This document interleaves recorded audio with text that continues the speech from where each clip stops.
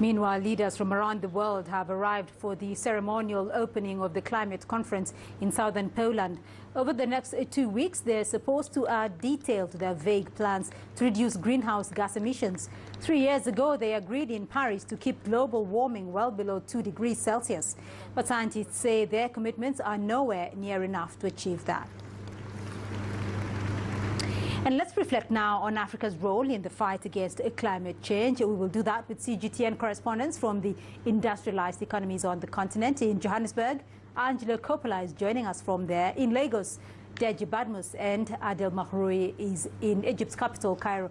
Adel, first to you though, give us a rundown of Egypt's legislation around climate change and how it has been effected.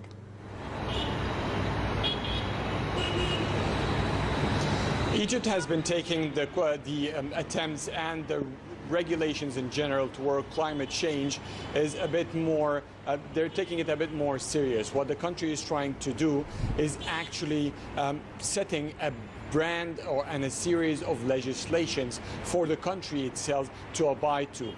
The Ministry of Environment in general has been given powerful legislations through which it has become more influential, and its advisory role in the government has become more a must to most government organizations. Now there is no project that Egypt approves or studies without having the environmental implications of that project being studied thoroughly, and a detailed presentation must be given to the Prime Minister and the President depending on the magnitude of that project. These are some of the new regulations that the new Egyptian administration under President El-Sisi have been trying to take throughout the projects that Egypt has been quite expanding in the recent years. Egypt has went on for petroleum and natural gas explorations in the Mediterranean.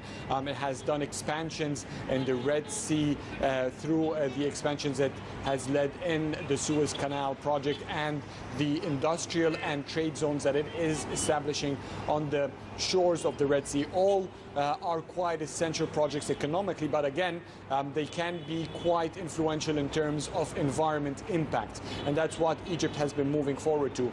Just recently, the government of the Ministry of Environment, has been taking steps to measure the carbon dioxide emissions and the lead emissions from vehicles. So there are many procedures Egypt is moving forward for. And Deji, Nigeria experienced flood disasters affecting 12 states and 327,000 people, as well as 60 hectares of farmland across the state. Has this been attributed to the climate change phenomenon by experts, and what are they saying?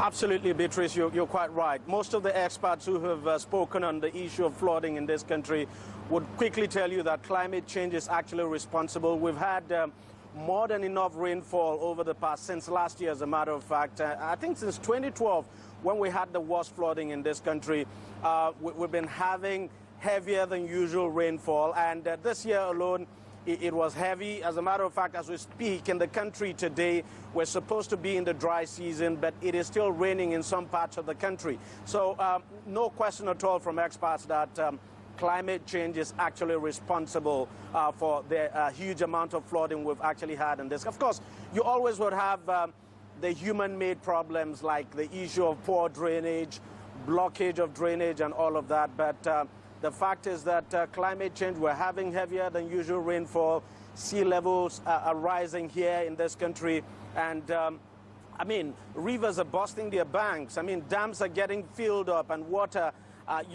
have to be released from some of these dams, causing these huge flooding.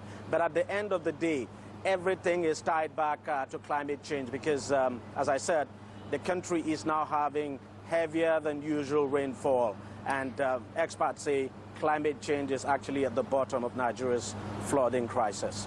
Right. Angelo, in 2016, the Southern African Development Community declared a regional disaster. I'm talking about the El Nino-induced drought. This was confirmed as the result of changing climate patterns. Tell us the kind of destruction this has caused. Beatrice, this El Nino was one of the worst in 50 years that was experienced in this region. It was caused, and in fact it led to an intense drought in the southern Africa and had a devastating impact on the region's food security. The rainy season was probably the driest, they say, in 35 years and affected large parts of Zimbabwe, Malawi, Zambia, South Africa, Mozambique, Botswana and Madagascar, added to which some 70% of the region's population are and were then dependent on agriculture, and the drought had a huge impact on their lives and their livelihoods. For example, maize production in South Africa was down around 25% for that 2016 harvesting season, which meant more maize had to be imported into South Africa, which affected its exports to its neighbors. Specifically, I'm thinking here of Zimbabwe, which led to additional tension. Fortunately, though, the weather did turn and the rain did come during the next season, and there were better sized crops that were harvested, but it did expose the precarious nature of the agricultural sector in low rainfall areas in our region. Beatrice. Right. Adele, to you though, analysts predict the next world war will likely be over the dwindling resource of water. Now, Egypt and Ethiopia have a major disagreement. So Sudan is in the middle, and the common denominator of all that is the Nile River. What is the latest on this issue? Well, the talks are still ongoing. What has been going on is that Egypt has been following up closely the latest developments in the Grand Renaissance Dam project, the stall in the program of reconstruction that has been alarming Ethiopia. And the talks are still proceeding. They haven't finalized the details of differences yet. They are trying to take consultancy of several international consultancy firms. But what seems to be apparent recently is that the leaders of the three countries, Egypt, Ethiopia and Sudan, have been agreeing that no harm shall affect any of the three with respect of development in all countries. But these differences may not have any significance with the reports coming out that climate change would affect the volume of water in the Nile.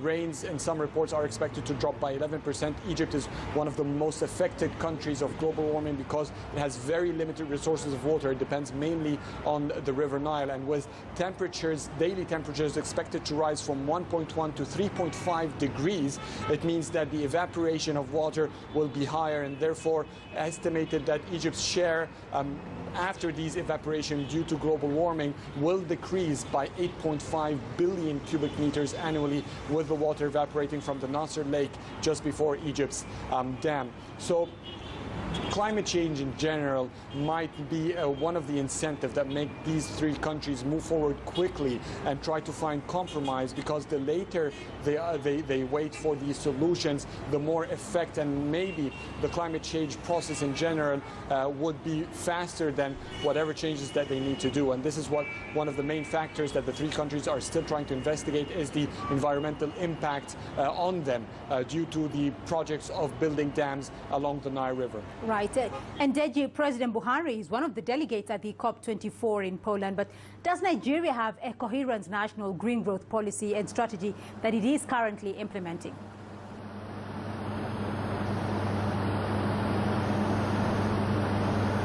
Absolutely. As we speak today, Nigeria is currently implementing its that's the nationally determined contributions now. Nigeria, for instance, aims to cut down gas emission now by about 20% within the next 15 years, and by 40% with the support of the international community.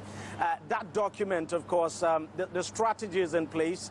It's called the sectoral strategy. It's in place, and the stakeholders actually met sometime this year, sometime in sometime in July this year, and came up with that document. So we're now at the implementation stage, but I can't tell you for sure that the implementation is going all too smoothly. There still needs to be a lot of work in terms of communication now, communicating to the people to really understand what the document is all about and what the plan is, and communicating as well to the private sector. That still needs to be done.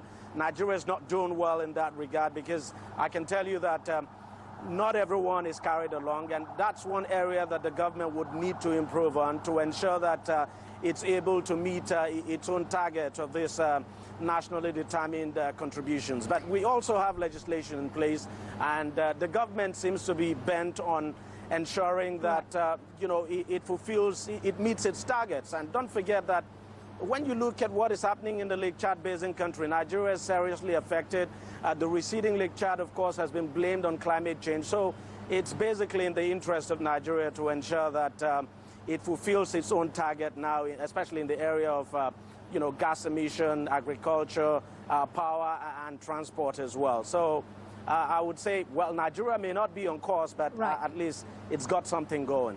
And let's wrap it up with you, Angelo, because Cape Town saw the worst drought in recent months, and the situation has gotten better. But would you say the situation was averted by people adapting, or the country's green growth policies that have been lauded by environmentalists?